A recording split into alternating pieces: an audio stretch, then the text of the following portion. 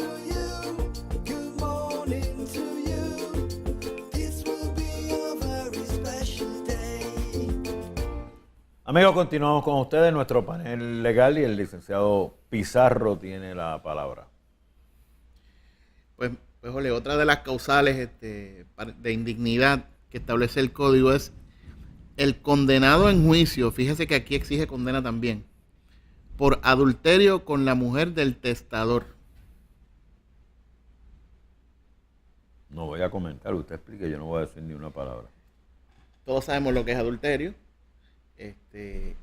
Pues el que sea condenado en juicio porque hay un delito. El adulterio, aunque aquí en 23 años que yo tengo de abogado nunca he visto que acusen a nadie por adulterio, pero eso está ahí. Pero eso es una causal de divorcio, También. adulterio. Pero También como causal de divorcio, sí. Pero es que yo siempre he escuchado que eso es bien difícil de probar. Este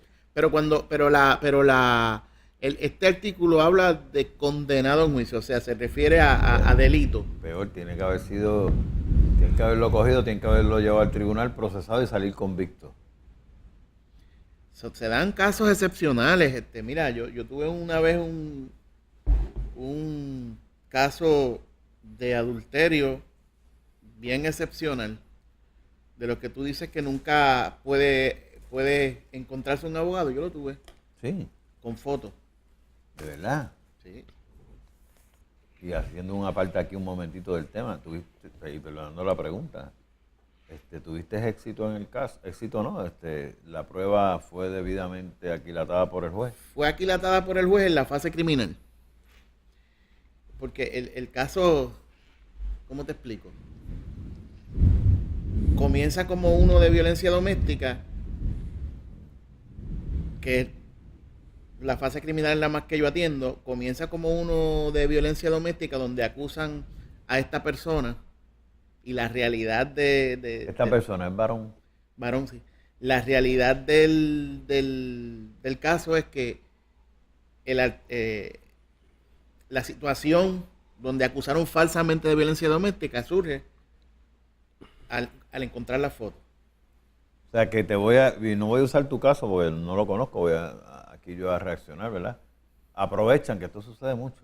Voy a reclamar una ley 54, pero en un caso como ese o similares es como para esconder el hecho real que hay aquí, que puede haber motivado inclusive al individuo o la dama, puede ser cualquiera de los dos. No, en este caso.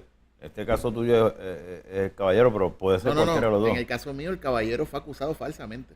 Por eso, sí. Y salió absuelto del caso. Que lo pueden usar de chivo expiatorio para salir de otra situación que es mucho más complicada. Pues la evidencia fluyó en la parte criminal, porque en la parte civil, cuando radicamos el divorcio por adulterio, se resolvió el caso a los efectos de que si surge una causal no contenciosa, aunque la contenciosa esté, como es el adulterio, si hay una no contenciosa, pues la ley dice que te tienes que ir por la no contenciosa. Y en esos días, ya a punto de ser el día del juicio, se resolvió y se volvió a coger la ruptura irreparable como causal de divorcio. Y entonces la otra parte hizo una reconvención, una contrademanda. Me demandaste por adulterio, hago una contrademanda por ruptura irreparable que es no contenciosa y te tienes que ir por esa. Como pudo haber sido también que tenían 2 años de separados ya. Pues el tribunal dice que te tienes que ir por la no contenciosa si existe una no contenciosa. Que es muy fácil de conseguirla, dicho sea de paso. La primera que mencionaste. La ruptura, claro. La ruptura irreparable, a ti nadie te puede estar obligando a estar con una persona. Correcto. Y en la fase de divorcio, pues por eso no se fue por adulterio. Y le pregunto, porque... Lo que pasa es que la ruptura irreparable, para el tiempo en que yo radiqué esa demanda, no existía como causal de divorcio. La ruptura irreparable existe por vía jurisprudencial, no por el Código Civil. Exacto, sí. Y entonces, pues, no existía. De momento surge y así se resolvió el caso. Hay un caso famoso en Puerto Rico que fue el que le dio... Hay un impulso a caso eso, ¿verdad? famoso No sé, que le dio un algo- nuevo impulso al Algo me da... Sí, porque recuerda que la ruptura irreparable tuvo un tiempo como causal de divorcio y luego la eliminaron. Y entonces luego volvió a surgir con ese famoso caso que tú dices. Usted me está leyendo la mente, licenciado, porque yo no he dicho el nombre. No, pero todos en Puerto Rico sabemos cuál fue el caso. y no todos, todos sabemos cuál fue el caso. Fíjese, y corrígeme, yo falté ese día a la escuela otra vez de leyes, Ujú.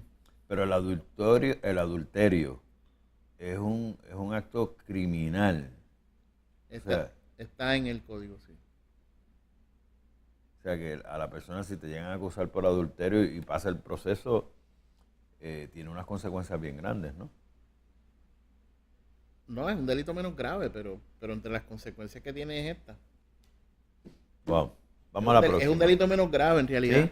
Sí. Fíjese, yo no pensé que era tan menos grave. Pensé que tenía unas consecuencias bastante serias, por eso es que todo el mundo le huye, porque todo el mundo sabe que aquí hay un adulterio, pero ¿cómo lo vas a probar? Pues tienes que Es que tener es bien video, difícil, tienes que tener fotos, Es que tienes es que bien tener difícil de probar. de todo. Investigador privado, es que es bien difícil de probar.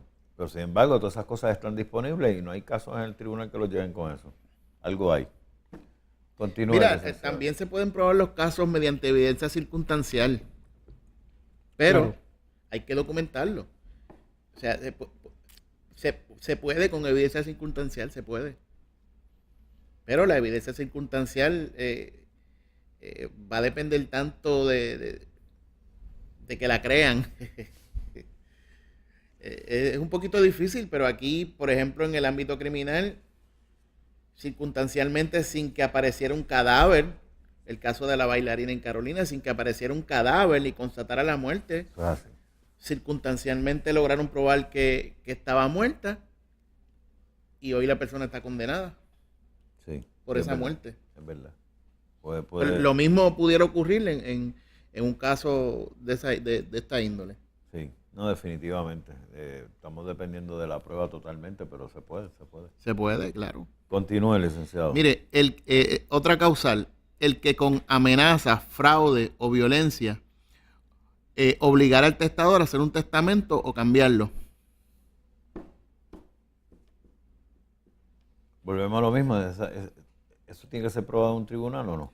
Claro, claro. Tiene que ser, todas estas tienen que ser probadas en un tribunal. O sea, volvemos a lo mismo, no es un chisme de familia. No. Mira, mi papá Fraude. cambió el testamento porque mi hermano lo convenció y papi no estaba bien de la mente. Pero cambió fíjate el testamento y no nos dijo nada y ahora nos encontramos con esto. Es amenaza, fraude, violencia o que lo obligare. El que lo obligare con amenaza, fraude o violencia. La amenaza, pues ese es fácil de explicarse. La violencia también. El fraude es que es un poquito complejo porque el fraude implica engaño. Que logró que el testador cambiara el testamento engañándolo. Y se comete un fraude contra las otras personas que tenían derecho a heredar. ¿Sí? Wow. Vamos al próximo, licenciado. El que hubiese, sin excusa legal, dejado de cumplir con la obligación de alimentar impuesta administrativamente o judicialmente a un ascendiente o al causante, o a un causante. Ascendiente, sus padres, abuelos, bisabuelos, o al propio testador. Porque Oye, pero- la obligación,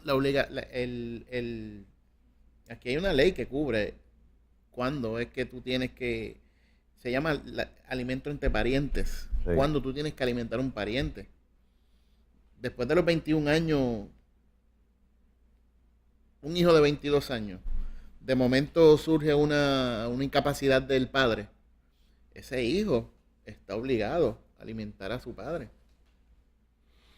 De eso se trata esto. Pero fíjese, léamelo otra vez, licenciado. Dice, el que hubiese sin excusa legal dejado de cumplir con la obligación de alimentar impuesta administrativamente o judicialmente a un ascendiente o causante. Esa es la 7, ¿no?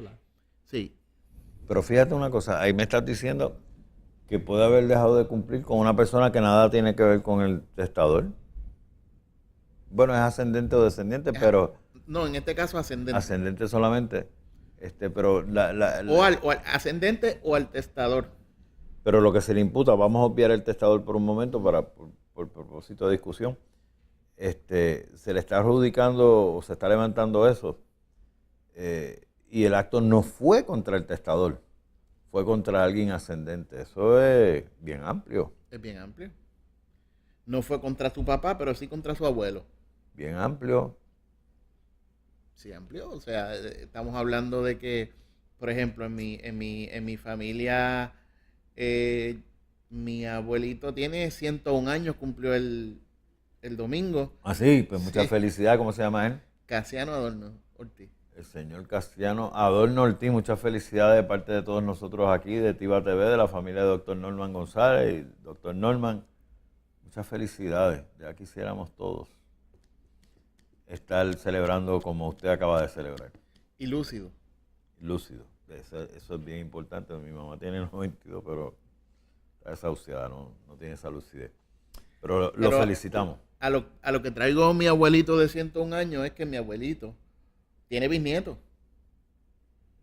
O sea que tan amplio como que alguien que tenga bisnietos cubre a muchas personas esa causal. Wow. Bien amplia, bien amplia. La octava se explica por sí sola. El que hubiese maltratado físicamente a un ascendiente o causante. Físicamente es esta. Vuelvo a lo mismo. Que haya sido convicto por eso, se haya aprobado en tribunal. No exige ¿No? convicción. El que hubiese maltratado físicamente al ascendiente o causante. Claro, tienes que probar el maltrato físico cuando vayas a levantar la indignidad. Pero el que maltrató físicamente no tiene que haber sido acusado de delito. Según Puede esa- ser la primera vez que se traiga ese argumento contra esa persona. Tiene que haber pruebas, sí. Mm. De que le dio, de que lo maltrató físicamente. Físicamente, no es mental ni emocionalmente. No, aquí dice físicamente. Maltratado físicamente. Bien importante esa diferencia ahí. La 9. El que hubiese abandonado sin justa causa a un ascendiente. Abandonado en qué término, que no le pasó dinero, que no se preocupó por la alimentación, por las condiciones de vivienda. Eso puede ser como también que se olvidó de la existencia de él y estuvo ausente en su vida. Mira, yo es la primera vez que oigo esto, lo dije al principio, yo nunca lo había escuchado aquí, y aquí cada vez que ponemos el tema de los testamentos, muchas personas levantan muchos argumentos y los escriben. Es la primera vez que yo los escucho y yo creo que es bien importante, ¿verdad?, que hayamos aprendido eso en la escuelita de hoy, como digo yo, porque las personas tienden a pensar, o tendemos a pensar, porque yo estoy en ese mismo grupo hasta este momento. Ahora pienso distinto, ya que he sido instruido aquí por el profesor, que una vez está hecho ese testamento, independientemente de lo que haya sucedido con todos los que van a participar del testamento, ya lo decidió el difunto. Aquí nadie más tiene que decir nada. Cumplió con los parámetros de la ley, pero nunca esto que es cumplir con los parámetros de la ley, nunca lo habían levantado. Yo nunca lo había escuchado. Sí, Nunca porque lo es que había esto escuchado. usualmente ocurre cuando ya el causante murió. Por eso. Pero entonces cuando la persona muere y hay un testamento, las personas que tienen derecho a participar del testamento legalmente, pues lo dan por hecho. Eso no puede cambiar. Aquí tú no puedes cambiar eso. Tú le diste una pela a aquel o tú no lo atendiste al restaurante. Eso es problema tuyo. Eso no va a cambiar ese testamento, porque el testamento, la validez se la da el testador. Y ya se murió. O sea que no pueden cambiarle eso. Y no es real. Con lo que tú me traes ahí en la mañana de hoy, no es real, porque ahí tenemos 9 causas por las cuales, aunque el testador tuvo sus intenciones en su momento, hay circunstancias en el resto de la vida que cambiaron. Y entonces hay una, termina el artículo diciendo, el que impidiera a otro hacer testamento, revocar un testamento, o suplantar o ocultar un testamento posterior también. Wow. Amigos, hemos finalizado la primera hora de nuestro programa de hoy. Pero no se retiren, que en breve damos comienzo a la segunda hora hablando de este y otros temas. No se retiren. Good morning to you.